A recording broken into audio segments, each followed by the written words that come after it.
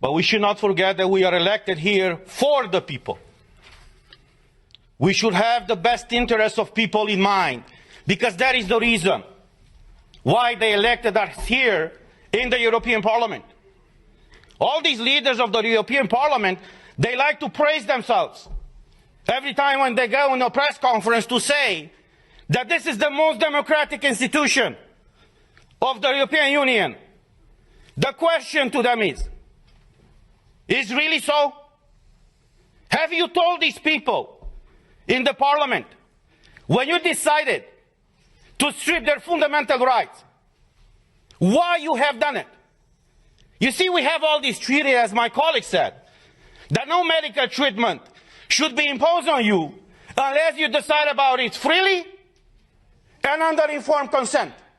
Now, clearly what they do right now to condition the access in the Parliament to have this green certificate is violating this freedom of people to choose what do they want to be vaccinated with or tested with.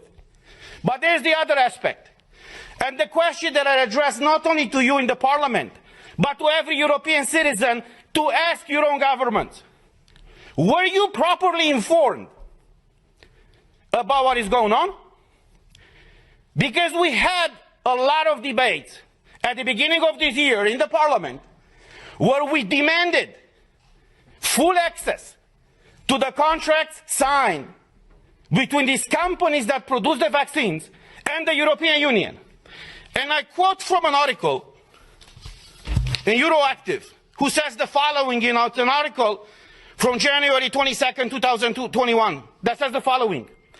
The contract signed between pharmaceutical company and the European Commission in November of 2020 was made available to MAPS on Tuesday in a redacted format after the company agreed to open the contract up to scrutiny. Say what?